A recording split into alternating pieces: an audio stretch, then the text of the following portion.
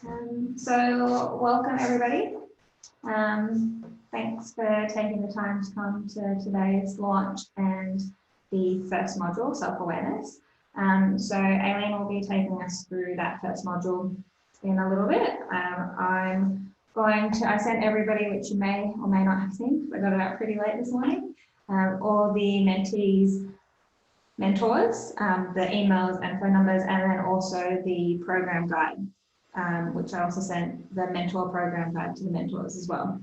I'll take you through quickly just the mentee one. The mentor one is slightly different, but it just helps them with mentoring, I guess, for anybody who hasn't mentored previously. So just gives them a little bit of tidbits, and of course it's not at the beginning. Can everybody see that okay? Everybody's muted, so that's helpful. If you can't see it, just let me know in the chat function, which is down at the bottom of the screen, or may have moved up the top now that I'm sharing.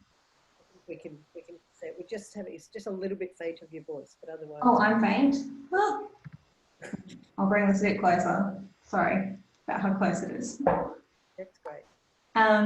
So the program guide is a handbook just to assist you with the program. It's got some, you'll see the contents, it's got some information around mentoring, the benefits of mentoring, your relationship between the mentor and the mentee. I've also made it interactive, so it's an interactive PDF, but you're also more than welcome to print it out and write on it.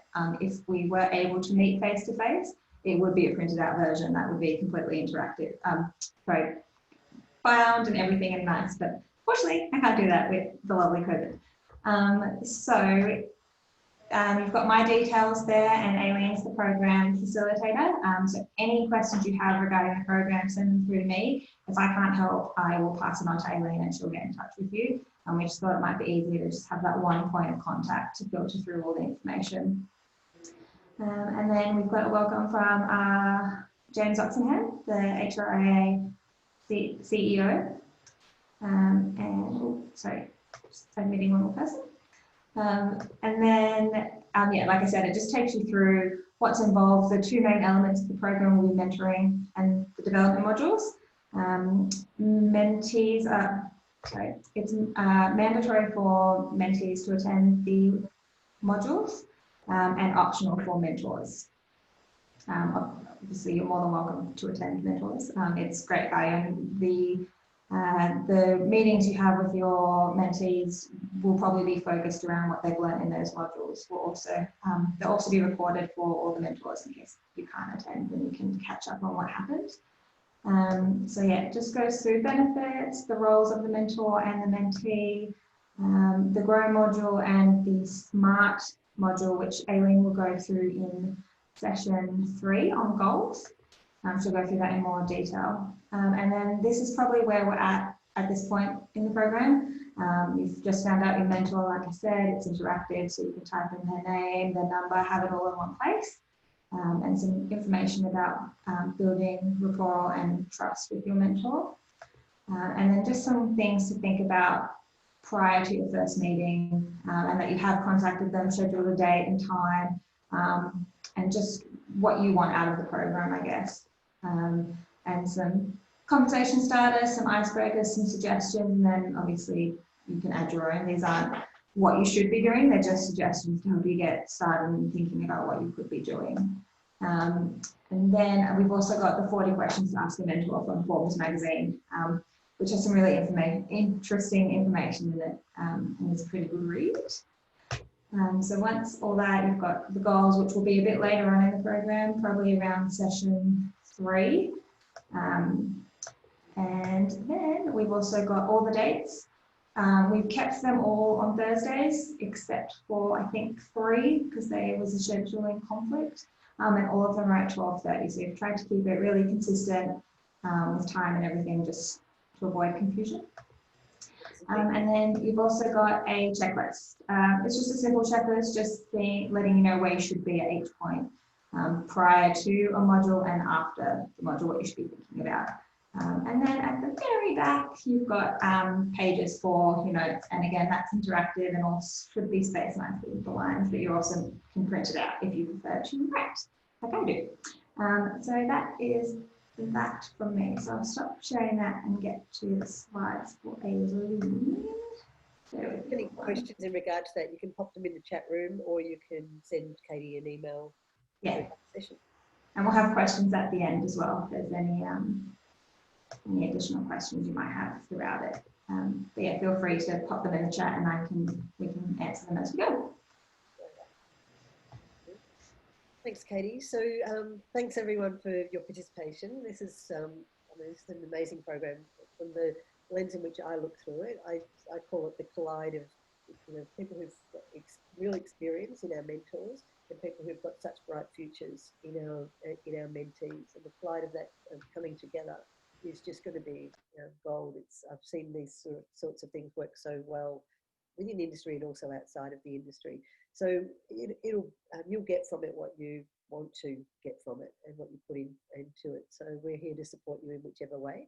So really starting with any program that I would run around leadership or development, it all starts with self-awareness, being as well aware as you possibly can about yourself. So today we're going to focus in on that, and the session will be developing that. But prior to that, in fact, Katie, if you might want to just pop the agenda slide up, the next one, sorry. I think you can hear, yeah. So Katie's welcomed you. We want to, before we go into self-awareness, we'll look at self-awareness as what self-awareness is and the lenses of that, and then looking at our preferences, our styles, and then a personal SWOT. And that'll be something that you'll take away and do a little bit today, but mostly later. And then we'll take you through the next steps. But the first and the most important part of the beginning is to actually meet your mentor. So we're going to do that by splitting the group into two groups. I'll have one group with mentors and mentees, and Katie will have the other group, and we'll get to know each other for about 15 minutes. So we'll guide you through that process once we get into the breakout room. So I think Katie is going to work her magic and send us into breakout rooms, and I'll look forward to seeing my group. Okay, we're back in the room. I think most of us have come back. I mean, we nearly got through every introduction, but not quite. So that's all right. It's probably more about me talking when I should be listening. So I thank you. I'm so wrapped just in that, just a little snapshot that we've just had with the mentors and the mentees. It was really great. I mean, I think I counted in my head over 100 years experience from our mentors, just in that very small group, which, we're really lucky. And then just this enthusiasm. One of the themes that's coming through in every interaction that I'm having, whether it's on this program or Women in Hire program also, is this thing around confidence. And there is no better way to actually unpack that confidence and build your confidence than having someone who actually believes that you can. And a mentor is absolutely a person who you will get to know, and they will see your potential and bring out that potential. So that confidence that people have been talking about, I'm sure that that'll be absolutely addressed in this program. So thank you for that. I will, Katie, if you can hear me, we might go to the slides. So we'll now look sort of at self-awareness, and we will break out a couple more times during, just twice more in the next little while. But I just wanted to, we've done that, just wanted to kind of think about self-awareness. And so leaders who are really self-aware are far more successful. Self-awareness can be very much about what you know about yourself, but it's mostly about what you also seek to find out about yourself through the lens of someone else. So self-awareness is understanding your emotions and then those impacts on others. In my experience, definitely self-aware leaders are more confident leaders. There's a whole lot of stuff that I'm actually researching quite deeply at the moment, but you may well have heard of before, of the vulnerable confidence. And that's when someone is really confident, but they know what they don't know, and they're happy to bring in that experience from others that do know. And I think there's a lot of this in this program, actually, of experience and new thoughts and experience of how things once were as well, when someone else hasn't even seen that. So just asking questions and and really getting to know yourself, where your strengths are, and also where your opportunities are. The word weakness is on the screen now, and it is used, strengths and weaknesses. And we're doing a SWOT analysis through this program. So weakness is the W, but I like to think of it as strengths and really focus on your strengths. If you grow your strengths, you will be, far more successful if you concentrate only on where the weaknesses are. So instead of weaknesses, I think of it in my mind and I speak of it as derailers. There are certain things that we need to do to be successful in whatever part of our journey that is. And they are going to derail us if we don't work on them. So working on your strengths and working on your derailers, the first thing around self-awareness is becoming apparent as to what they are. I'm just going to get Katie to take us to the next slide, just to look at this matrix. And these slides are available, obviously post this, so I don't expect you to take it all in now. But there's 4 sort of areas that that we think about when we think about awareness and self-awareness. The first one is that at the top left-hand side of the screen, and the term there that it's used is introspectors. So these are people who are really highly internally aware. They're usually quite confident, and they're usually they don't seek feedback. So they think they know who they are to the world. They certainly know who they are to themselves, but they have a low external self-awareness. So they're clear about who they are, but they have some blind spots that they're not aware of. So we call that introspect. On the right-hand side, this is where the goal is of self-awareness. This is when someone is highly externally aware, and they're also internally aware. They know who they are. They know their strengths, they know their weaknesses, they're comfortable with who they are, and they seek feedback. And they actually do things like frame that sometimes. They might say, look, I'm really big picture. I'm really aware of that. So if I don't give you enough detail, and this is a hint, guys, because this is probably me, I give a lot of high level stuff because I'm big picture. But I may not give you the detail that you need, but I'm very aware of that. So I would make the other person feel comfortable to call me out on that and say, I just need you to go a little bit more depth, have a bit more depth. So awareness is a practice of people who know themselves and seek to understand themselves through the lens of others. The bottom side of the left-hand side is what the term is seekers. So they have a low internal self-awareness, and they also have, they're wanting to, they don't know themselves yet. They're seeking that out. It might be that they're, they're really new to exploring this stuff. Or it could well be that they're new in their part of their career, and they're starting to get a little bit frustrated because they haven't found themselves yet. So they're seeking that. And so a great way of doing that is to ask people and be part of programs like this. Then we have on the right-hand side pleasers, people who know themselves, but they want other people externally to validate that. So they might agree with things that they don't really agree with, or it's not really who they are. So in my world, I might get someone who comes to be coached, and they'll say, I don't even know what I think about that anymore, because I've been so used to being helping other people think it. So this is just a little matrix that you can use to kind of think, where am I right now, and what do I need to do to try and become highly externally self-aware, be aware of how my perception is, and be comfortable with who I am. And that's kind of the journey to self-awareness. Thanks, Katie.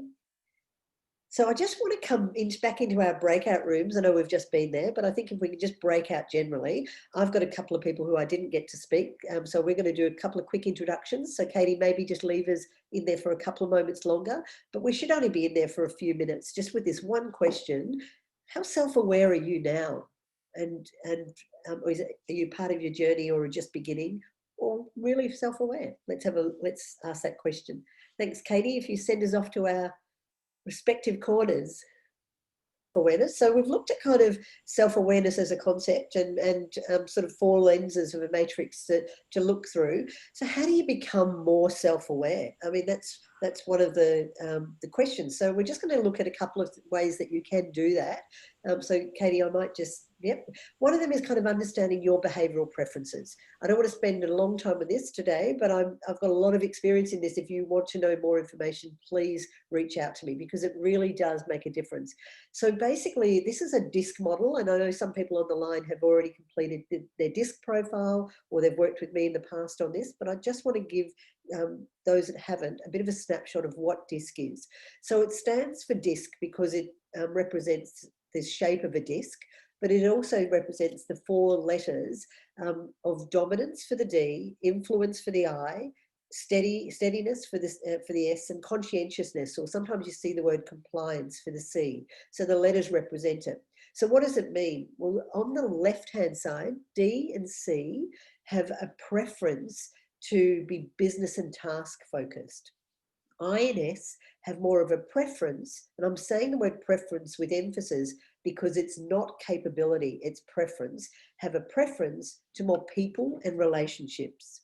D's and I's have a preference to be more extroverted in their way that they interact with the world. So they may even be fast-paced and more louder than a C and an S, who prefer their preference to be more reflective with the world. So just to give you a bit of a snapshot, I'm going to take you through each of the 4 preferences now in a little more detail. And if you've got a pen and paper next to you today, I'll get you, if you wouldn't mind, Katie, perhaps if we skip a couple of slides till we come to the activity slide and the next one. Okay, so what I'm going to do is I'm going to be describing each of those 4 preferences, the DISC preferences, in a little more detail. And I want you to think about, does that, when I'm describing it, did that sound a little like me, what Aileen's just described, or a lot like me? If you have got a bit of paper in front of you, you might want to draw a line and put a line somewhere as after I've described it. If you think, gee, that sounded a little like me, put your line somewhere over here, in the middle if it kind of sounded somewhat like you, but not really, and if it sounded a lot like you. So if you've got the opportunity to write this, do, but otherwise you might want to do this activity in a different way and do it later as well. Alrighty, so 4 lines, and I'm going to describe each of the preferences, and we'll then have a little, I think we're going into a breakout room after.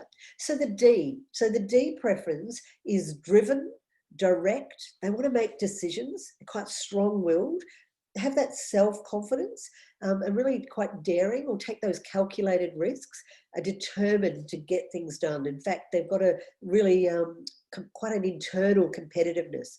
They're fast-paced, they will walk fast, talk fast, and they might sort of be very direct and give you questions like, I don't understand why is that? You know, so they might seem, to some people who are the opposite preference, they might seem a little too strong.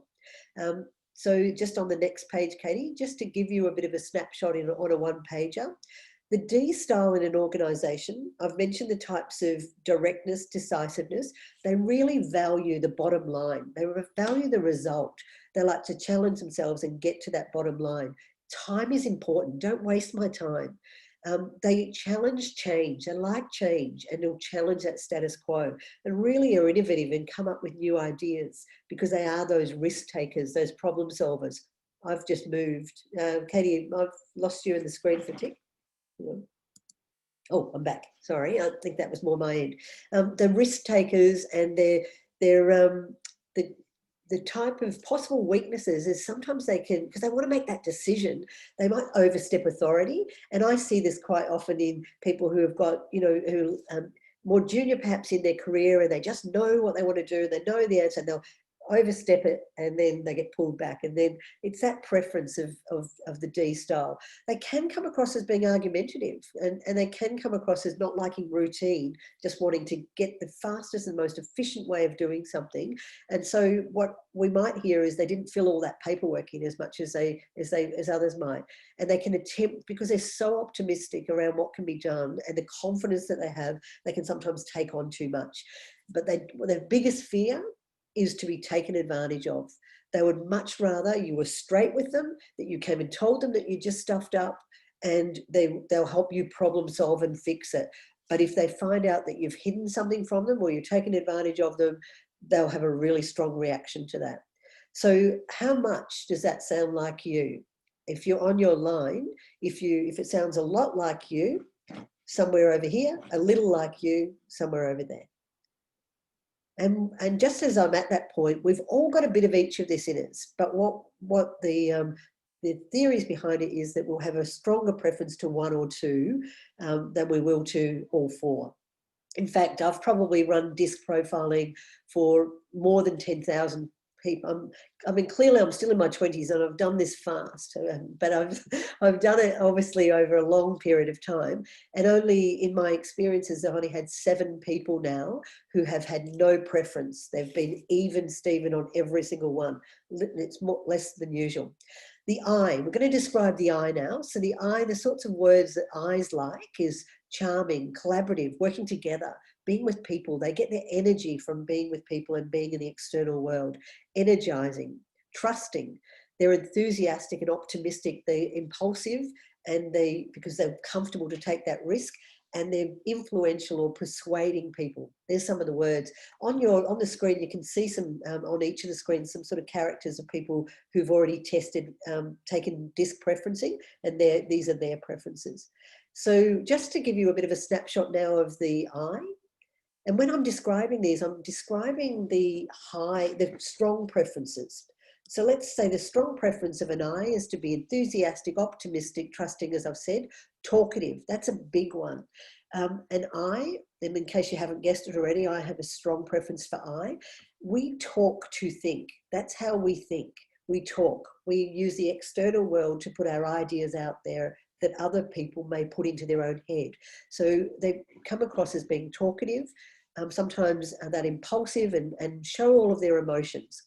They're also creative at solving problems, but they'll do that more through team. They're great at encouraging people to be their best, and they motivate others to try and achieve what they need to achieve. They use their sense of humour as a way of managing conflict and managing workplace and managing relationships. And they're generally very good at conflict resolution, because for them, it's about the external world. So it's about that person. So they're usually pretty good at dealing with them. And the possible weaknesses, they might get so concerned about being popular and not wanting to be disliked. They can have inattentive to detail. This has never, ever happened for me. Well, perhaps more than once daily. Overused gestures, because they're very expressive, and they can tend to listen only when convenient, because they're talking to think. So if you're talking to them, they want to think about what you've just said. So what do they do to think? They talk. And so sometimes they take up that airspace. Their biggest fear is being rejected, because they are the tribe, that person that wants to be with people. How much does that sound like you? A little like you, or a lot like you? Or somewhere along the line, in the middle. Now, the third lens that we're looking through is the steady. So I've talked fast, and in the last few moments, because I've been a high I. Talk fast, walk fast, expressive. I'm now just going to calm myself a little and describe to you the S preference. So the S is much more calm. They're patient.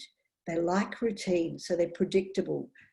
They're deliberate. They will like to follow a process and follow a routine, especially when it involves keeping harmony with people. In fact, most often our nursing staff, who are very much at the front at the moment, have a preference for S. They're stable, so change, because of that need for stability, change can be uncomfortable unless they're understanding it. They're warm, they're passive, and by passive, I mean they're not overly expressive. They usually like to stand one step behind the front leader. So usually they will have a preference, if it's strong, to be the second in charge as opposed to the front in charge, or the support people for the people who are more at the front line. And they're very loyal. They will, generally speaking, want to stay in organisation for a long time. Now, because of that warmth, they can be very sensitive.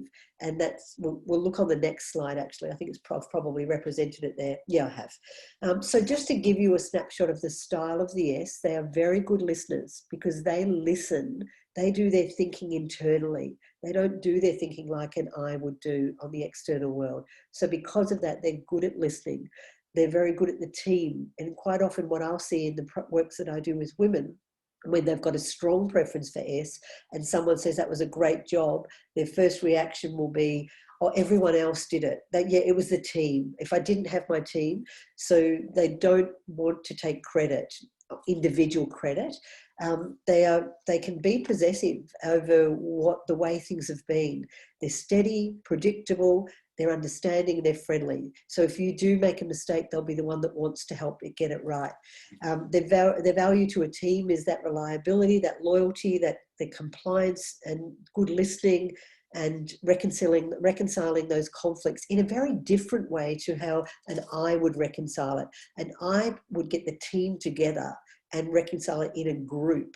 An S would be more likely to go one-on-one. So sometimes they can get disappointed if someone says, oh, you know, you were talking about me, but they're just trying to do it in a much smaller group. Some possible weaknesses is that resistance to change. It can take a long time to adjust to that change. I'm working with an organisation that had a merger 10 years ago, and I've been meeting their people, and one of the people told me that they still wear the badge from their previous organisation, and they'd been in there for 10 years. So sometimes it's that sort of sensitive, you know, wanting to keep things in a way that they've been, the way that they've worked, the established way that they've worked. So that can be seen to be a resistance to change. What really it is, it's resistance to change if people are going to be less than if there's disharmony that happens as a result. So their greatest fear is losing that sense of security, of understanding. And if you're leading people with a preference to S and you're finding that you're not an S, it's just sharing with them as much information as you possibly can when you can. How much does that sound like you? And the final one that we'll look through is the lens of the C. So C is, remembering from the very first slide that I showed you, C is the preference is more introverted, but the preference is also business focused. So that cautious, using a systematic approach, being private, having an objective view of things. So having a view that's not about the personal side, it's about how this process or this task can work. They're analytical, very diplomatic, so don't wish to offend. Accuracy is really important, and they will be more reserved in their manner. Some people are on the side that you'll notice they're deep thinkers. So the C, it used to be when you went into organisations that you could almost pick preferences, where the C preferences were more found in the accounting area. That's kind of changing now. And the I's, who are their opposite, the opposite part of the brain, were much more found in a sales environment. So if I think about myself, my strongest preference is the I, and my least preference, my least area of taking my energy or giving me or taking away my energy would be this sort of systematic, more slower approach. So who am I best to work with? Someone who is the opposite of my preference. And we're all that sort of way. Being self-aware helps us tap into the talents of others. So that's one of the ideas of that. A snapshot on the next page is general characteristics, as I've said, is accurate, analytical, careful, considered, fact-finding, precise, having those high standards and that systematic approach. So they really are that anchor of reality. They're going to tell us why this isn't necessarily going to work. They're conscientious and have that even temperament. They're really thoroughness of their activities. If they're going to do it, sometimes that they might actually not do it because they want to do it so right that they haven't got all the information to do it right. So they might sort of hold themselves back and be that bit perfectionistic. Then defines a situation. They're good at really critically looking at something and testing the information. Some weaknesses is that they may need to cut the boundaries that they have around relationships. Sometimes it might be to have those conversations that in their mind think, I just want to get on and get this job done, that might seem a bit frivolous. They might have to start watching a little bit of reality TV. That's a bit of a joke. Bounds by procedures and methods, sometimes prefers to not verbalise how they're feeling because they're thinking, not externalising it as their opposite, the high I, would do. And they will give in rather than argue because they may avoid that conflict because they don't want to have that energy around them. So greatest fear is criticism. Why is that? Because they are critiquing their own work constantly. So they've already told themselves off. So when they hear it from someone else, it's almost like the double whammy. So that criticism is as strong. Now, I've been describing strong preferences.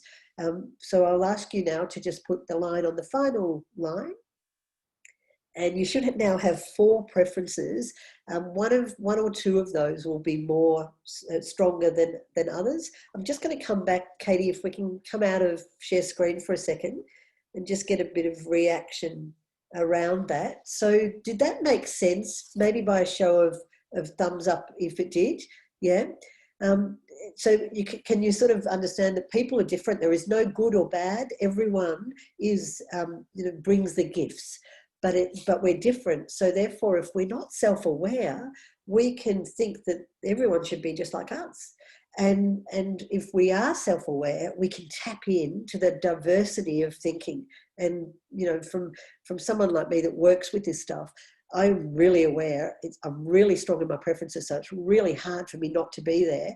But I want other people to feel those pieces that I'm not. So I'm very open when someone says to me, I haven't got anywhere enough detail. So at this point, if I don't give you the detail that you need in this program, I'm very, very, very, very comfortable for you to tell me that.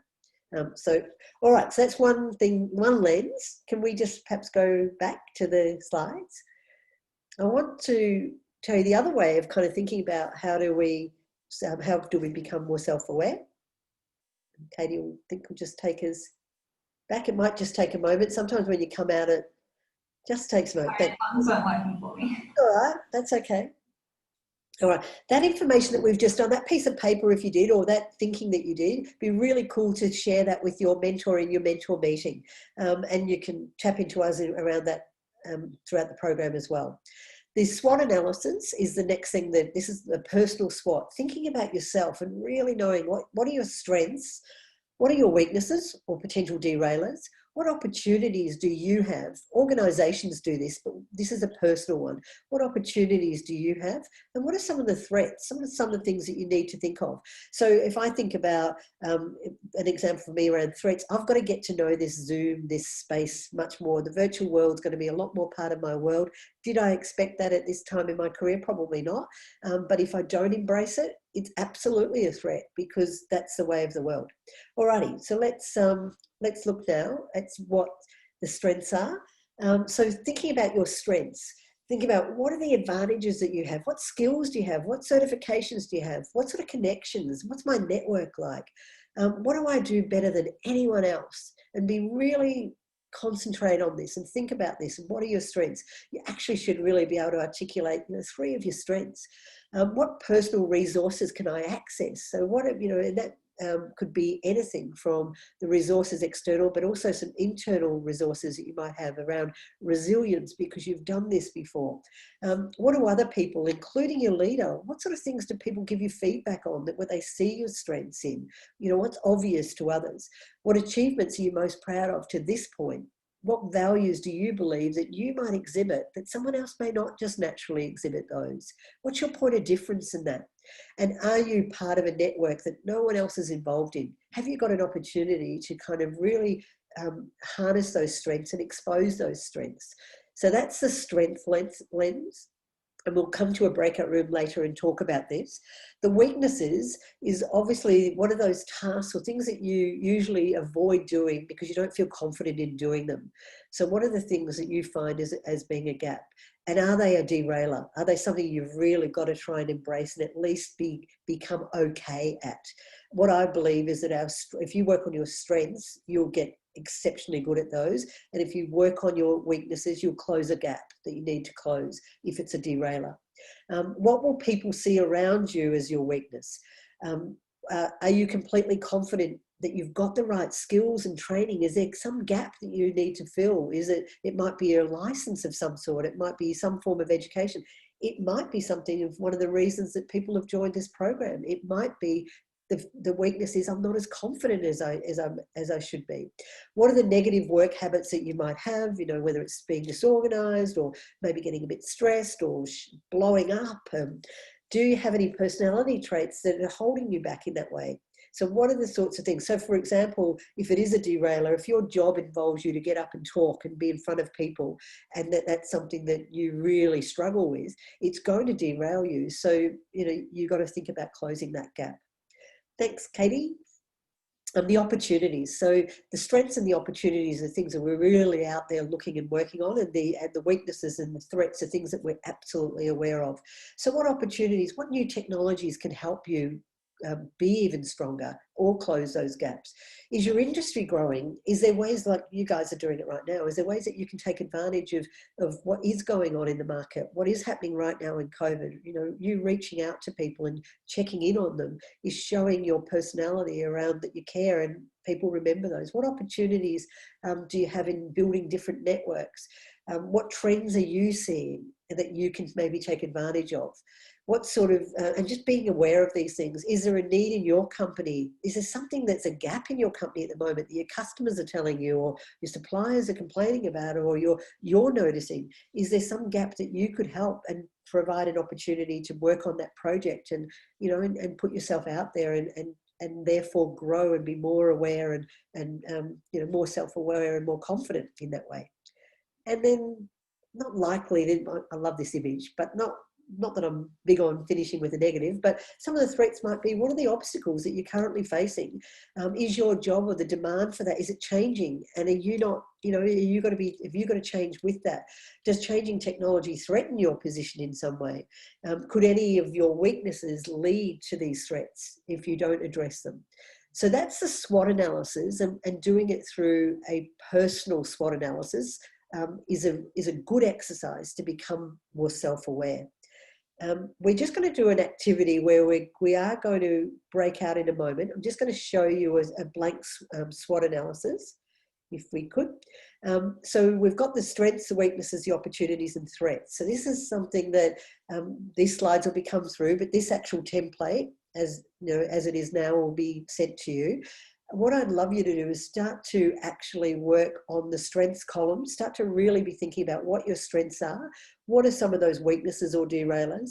What opportunities are you seeing for you in your career, in your industry, in your giving and you're getting from the industries? And what are some of the threats that you're seeing?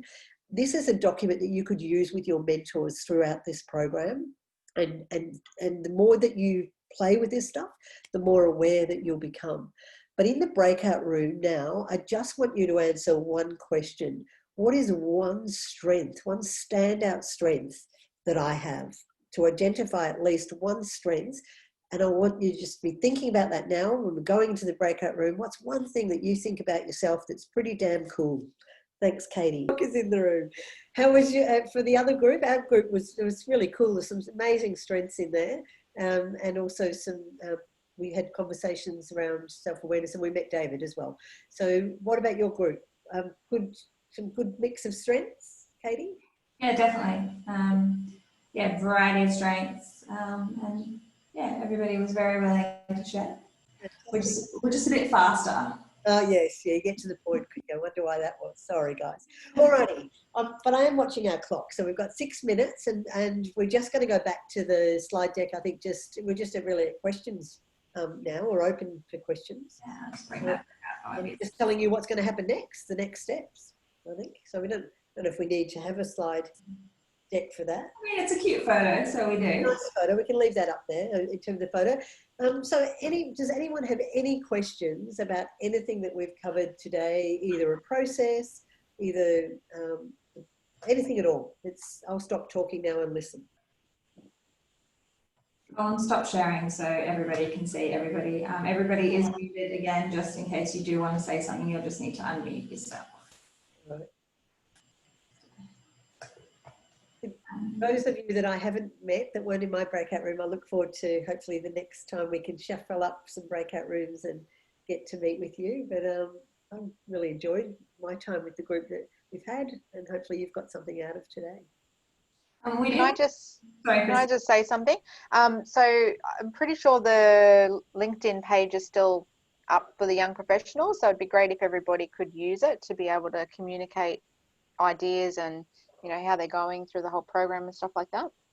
Yeah, great point, Katie. And actually, just even on our next session, there's some really cool things that have happened with LinkedIn in recent days. Or Katie, you'll mention something about that. I think you were about to, but just with regard to LinkedIn, just generally, we can now hold our screens on the screen to each other and automatically link in. I don't know if you're aware of that, but I just found that out the other night. I went to a session and someone said, "Oh, can I link into you?" And I said, "Oh yeah, of course." And she said, "I'll just hold you." So we both held it up, and next thing we're linked in. So if we want to do that, let's do that next session, if that's useful. I think that would be it was a cool trick anyway. It was a great party trick. And I'll show it off next time, unless you want to wait back today. Katie, you were going to say something when Christy asked about the... Yeah, so I'm going to send everybody around the invite to the LinkedIn page, just in case you can't find it. I also mentioned in my email today that I am in the process of setting up a web page. It's pretty much done. I'm just working out the best way to give you guys access. So hopefully either today, by the end of today or tomorrow, I'll have that link sent out to everybody. Fabulous. And I guess because that is a sort of an opportunity to share knowledge and share information, if you do have things that you think that would be useful to go up on that page, it would be great to send those through to Katie for her to post, because sometimes people send me, I've actually just had the most amazing one today around this self-confidence actually. So I'll send that through and get that popped up on the post, but there's lots of stuff that you come across, and this is a great way of sharing, and sharing knowledge just makes our industry so much, you know, better, and everyone's roles in it. So from my perspective, thank you so much again for being part of this. I look forward to really getting to know you over the coming months. And thanks, Katie, for very much for the effort of, you know, pulling, especially changing my old manual guide into an interactive one. I was very impressed by that. I don't know how I'll keep it up for anywhere else, but anyway, alrighty. But thank you, everyone, and look forward to seeing you next time. It's just about 2 o'clock. Is it cool to give you back that time in your diaries? I'm guessing it is pretty cool to give you time back. I know I love getting time back. So unless there is anything else that you wanted to say now, we might say thanks and goodbye. But we've got the chat room. We might just leave it recording for a little bit longer. If you want to stay back and put something in the chat room, or stay back for a few moments, we'll stay here for 5 or 6 minutes, do you think? Yeah, I'll hang around until everybody leaves. Yep, so we'll be here. So if you want to use chat, because we are recording, we can respond to those chat messages post the session if there's things in there. But otherwise, thanks guys, and look forward to catching up with you. And I'll send the meeting invite for the next session after this. All right, great. Okay, sure. Thanks, Eileen. Those slides coming out to us all? Yes, they will be. Yep. They'll be on the webpage, so you'll have access to the slides and all the recordings as well on there. So that will come out for everybody. Because they've got a lot of imagery, rather, they're pretty big, so I think they might have to go in that Dropbox. I've also obviously can give anyone the notes that I know behind those. So if you want any more information about anything that's on the slides, just let Katie know and she'll get whatever you need from my end. Right? Cool. Thank you. Amy, you're like this at the moment still, so I don't know if you're going into another meeting, but I'm like, there you go. It's better now. Sorry, guys, my battery was going flat, so I put my phone on charge. It's just the cord's in the bottom of it. I can't. All right, now the other things that we will be doing, we've got a Kahoot thing actually for these sessions. So next time we'll be playing a pretty competitive quiz. So if Katie will send you out an email. Either download the Kahoot or have your phone and your device. You've just reminded me, Amy, when you said your phone. Have it nearby, and we'll have a bit of competition and a bit of play with that. But otherwise, I'll look forward to seeing you all in a couple of weeks, I think. Is that? Yeah, 2 weeks from today. 2 weeks from today. All right. Hey. All righty. Hang back if you want to, and see you later if you're not. Thank you. See you later. Thank you. Bye.